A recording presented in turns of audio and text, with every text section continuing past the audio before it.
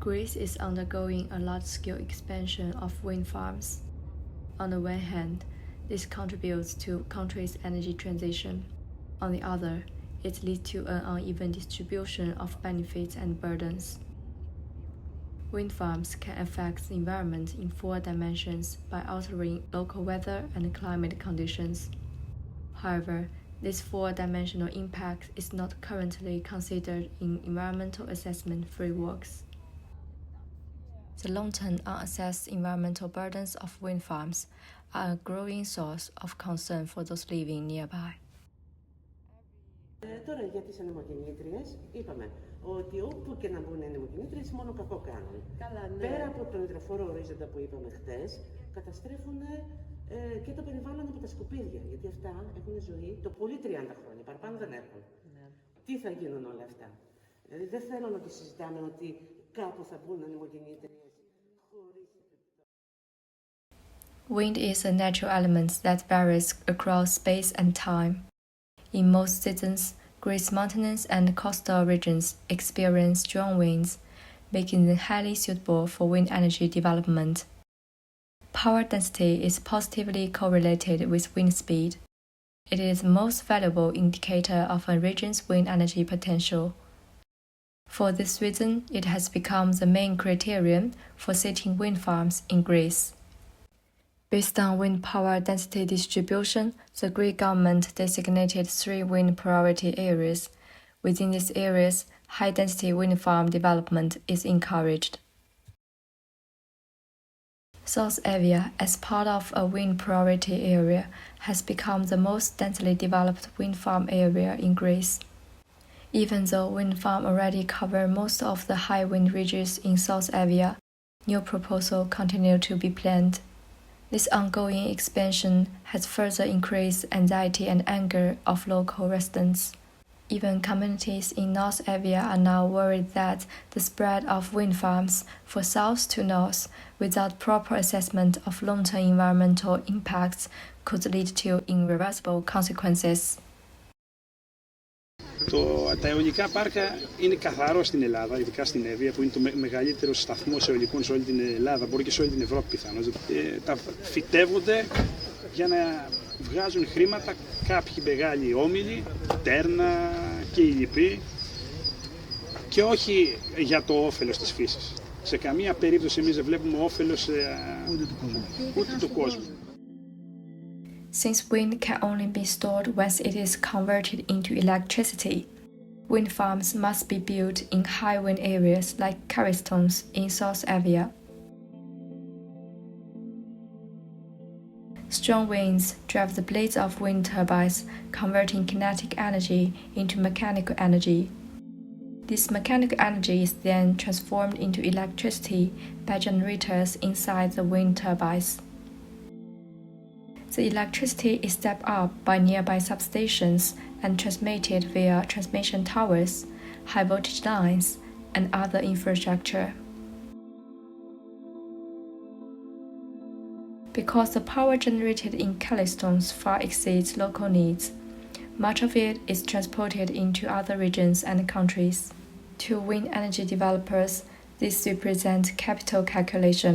Nearby the coast we have high wind, and we have to take advantage of this, because it is like having gold. But for the residents of Calistons, this is a different story. They receive no benefits in return for giving up their living and working space.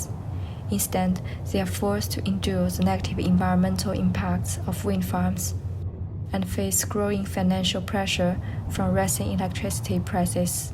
Εγώ είχα γνωστούς ανθρώπους κάτω στην Κάριστο που είχε πάνω από το χωριό του 100 ανεμογεννήτριες που κάναν και έντονο θόρυβο, και ο λογαριασμός του ρεύματος για τη μονάδα του την κτηνοτροφική, μαζί με το τέλος αναπροσαρμογής που λένε, γιατί πρέπει να αναπροσαρμοστούμε με τις νέες συνθήκες, ήταν 5.000 ευρώ.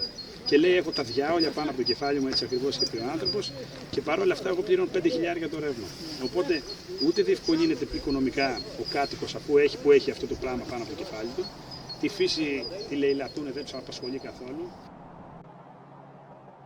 Wind energy companies claim that environmental impacts of wind farms are only temporary. But in reality, these impacts are not limited to 3 dimensions. They are 4-dimensional.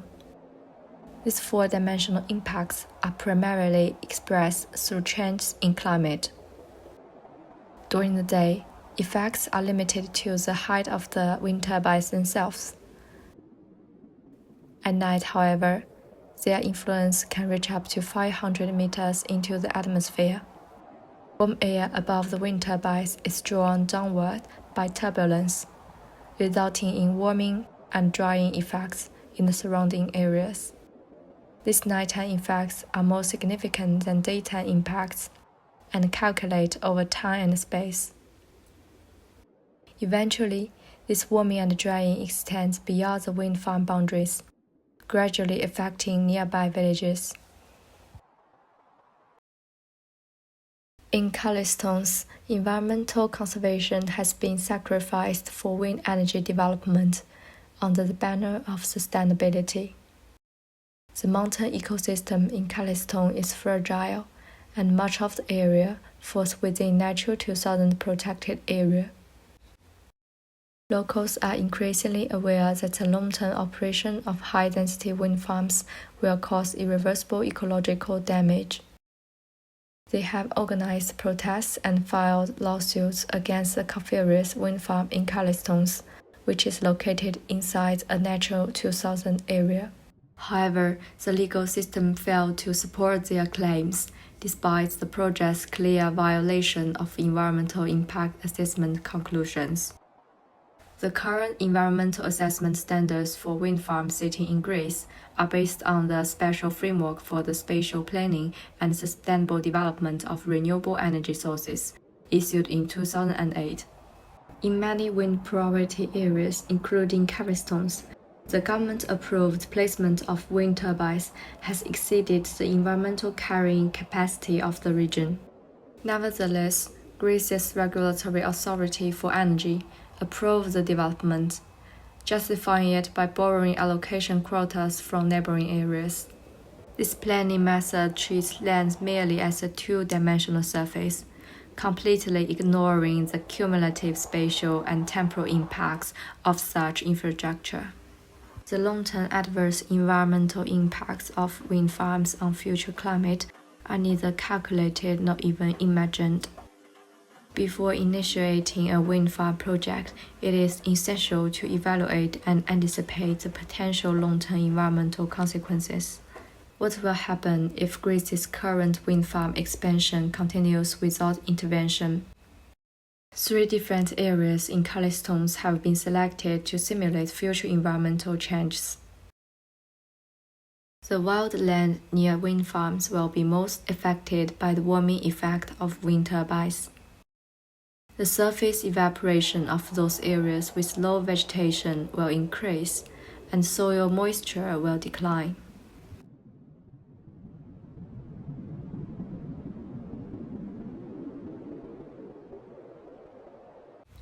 Over time and space, the warming effect will expand, drying out the land and killing nearby forest vegetation.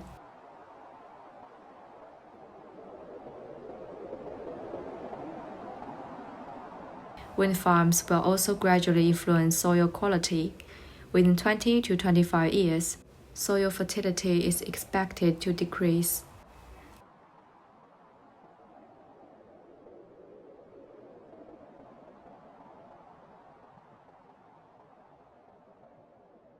Large-scale wind farms may even affect surface wind patterns and cloud formation.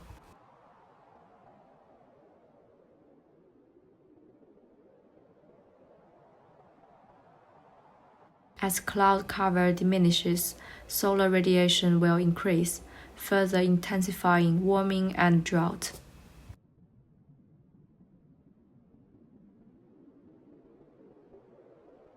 People's lives will change along with the climate.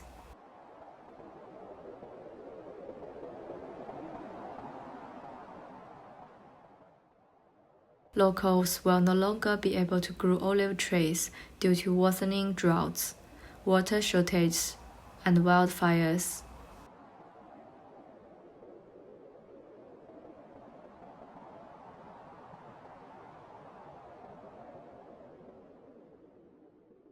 As vegetation disappears and drought deepens, sheep farming will become impossible.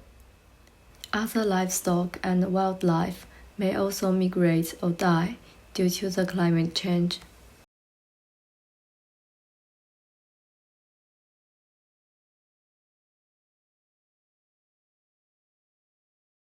In the face of such a bleak future, can developers continue to ignore the long-term environmental impacts of wind farms and focus only on short-term gains? Environmental impact assessment should not be a tool for capital calculation, an excuse to avoid responsibility, or a green-grabbing disguise. It should be a tool for imagining, anticipating, and calculating possible futures.